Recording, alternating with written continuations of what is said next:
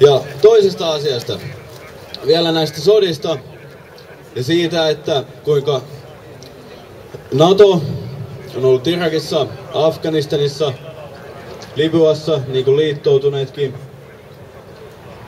että annetaan julkisesti semmoinen kuva, että tässä nyt ollaan hyvällä asialla ja halutaan sitten vapauttaa, mikä saattaa olla kyllä sellaisiakin seurauksia.